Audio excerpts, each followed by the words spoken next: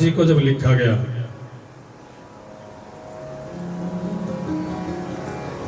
भागवत जी में केवल मात्र वंदना अगर की गई है तो किसकी की गई?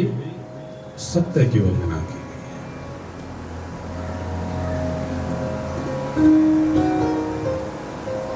जन्माद्यस्य यतोन्मयादिर्ता चार्थेष्वभिज्ञ स्वरा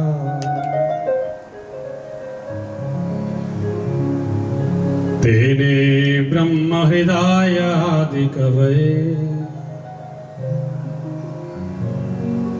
मुह्यन्ति यत्सूरया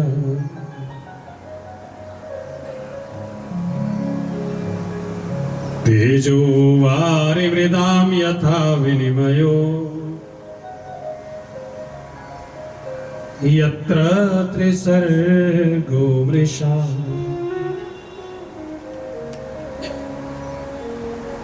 धाम्ना स्वेन सदा निरस्तकुहकम् सत्यं परं धीमहि।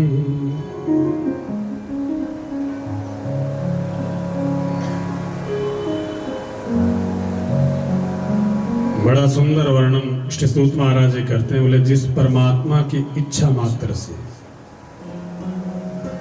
ये सारा विश्व प्रपंच जो है रचा जाता है और पूरा विश्व जो है इसके द्वारा पालित होता है और उसके पश्चात लय हो जाता है। वही पर ब्रह्म, ये कोई हिरण्यगर्भ नहीं है। बोले कैसा स्वरूप है इनका? बोले विराट, सहस्त्र शीरिखा पुरुखा सहस्त्राक्ष सहस्त्रपात सभूमि गुण सप्रीता यतिष्ठ दशांगुलम। और ब्रह्मादि देवता भी जिनका प्रतिपादन करते हैं ऐसे स्वराट विराट जिनका स्वरूप है ऐसे नारायण। सत्य कौन है? सत्य ही शिव है और सत्य ही नारायण है। और इस श्रीमद् भागवत जी की जब रचना की गई तो सत्य की केवल मात्र जो है वंदना की गई है। और तुलसीदास जी रामायण में बड़ा सुंदर वर्णन करते हैं, चौपाई कहते हैं।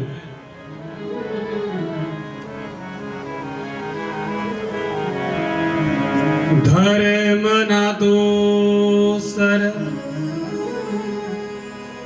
सत्य समाना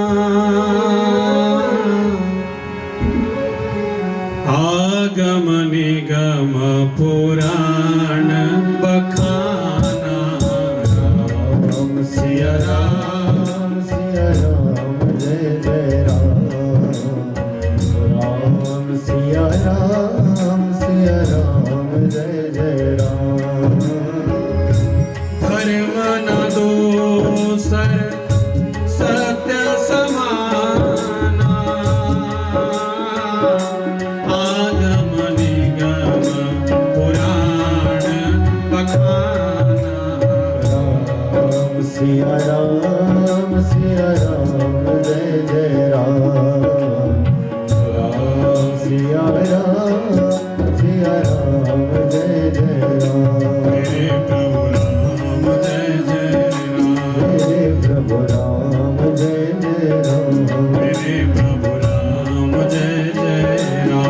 मेरे प्रभु राम जय जय राम। मेरे मन बसियो सीताराम। मेरे मन बसियो सीताराम। मेरे मन बसियो सीताराम। मेरे मन बसियो सीताराम। असत्यात् परो अधर्मो।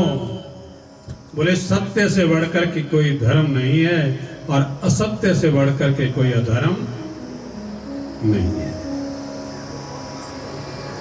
असत्यात् परो अधर्म। श्रीसूत महाराज जी कह रहे हैं, ऋषियों ये भगवान नारायण की जो कथा है कैसी है? बोले शिवदम शिवदम शिवदम शिवम कल्याणम ददाति इति शिवदम। अर्थात ये कथा सुंदर है और हम सांसारिक जीवों का कल्याण करने वाली है। बोले तापत्रयोन्मूलनम, कल हमारी बात हुई थी, सच्चिदानंद रूपाय विश्वोत्पत्त्यादि हेतवे तापत्रय विनाशाय। ये जो तीन प्रकार के ताप है ना, आदि दैविक, आदि भौतिक और आध्यात्मिक। तापत्रयोन्मूलनम, इन तीनों प्रकार के तापों का जो है ये विनाश करती है।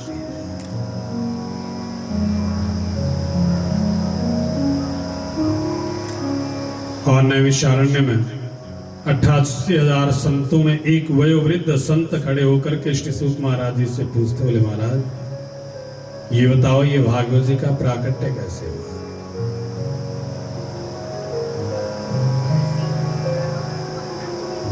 और श्रीसूत महाराज जी बड़ा सुंदर वर्णन करते हैं, निगम कल्प तरोर गलितम फलम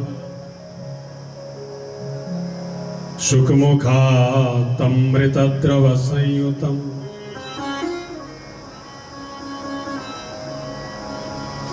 पिबत भागवतम रसमालयम मुहुरहो रसिका भुवि भावुका।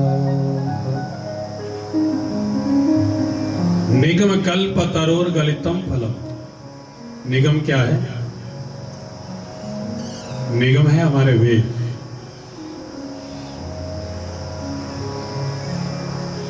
और वेद रूपी जो कल्प वृक्ष है, इस कल्प वृक्ष के ऊपर लगा हुआ जो फल है वो है श्रीमद् भागवत। शुकमुखात् अमृत द्रव संयुत। अब देखो इस कल्प वृक्ष के ऊपर बड़ा सुंदर सा फल लगा है, और ये फल मीठा कैसे हुआ? शुक मुखात अमृत द्रव संयुक्त। शुक का मुख लगने से, अर्थात शुक कहते हैं तोते को, और तोते का मुख लगने से ये फल कैसा हो गया? अब ये समझो कि तोते का मुख लगने से ये फल मीठा हो गया, या ये समझ लो कि तोता चोंच ही उस फल को मारता है जो मीठा होता है। शुक मुखात अमृत द्रव संयुतम पिबत भागवतम रसमालयम। वेद व्यास जी ने क्या लिखा कि ये जो फल है इसमें ना छिलका है ना गुठली है, लेकिन इस फल का जो रस है,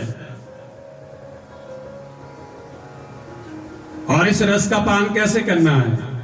पिबत भागवतम रसमालयम।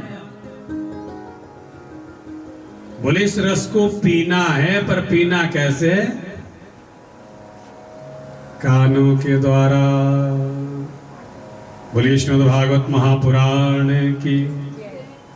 देखो अगर वेद व्यास जी चाहते तो वो लिख सकते थे श्रृण्वत भागवतम रसमालयम,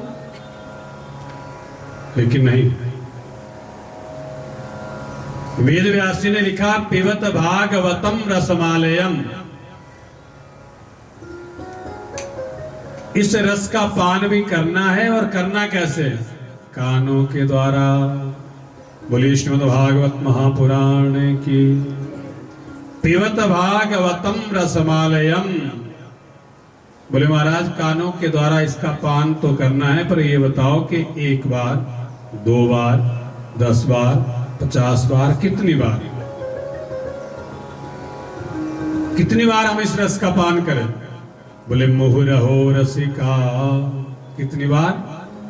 मुहुरहो, बार बार जो है इस रस का पान करना है। और नैमिष इत्यादि ऋषि पूछने, बोले क्या महाराज ये दवाई ऐसी है कि सब खा सकते हैं इसको? है ना। अब कुछ दवाई ऐसी तो होती है जो विशेषकर किसी बीमारी के लिए हो। और जैसे नैमिष इत्यादि ऋषि पूछ रहे, बोले क्या महाराज इस दवाई को सभी खा सकते हैं? वेद व्यास जी कहते, बोले ना, सबके बस की बात ही नहीं है। बोले तो किस किस के लिए है? मोह रहो, बोले बार बार इसको खाओ, इसका पान करो, पर करे कौन? कि रसिका वो विभाव का, या तो कोई रसिक होगा या भावुक होगा, वही इस रस का पान कर पाएगा, अन्यथा ये सब के बस की बात नहीं है।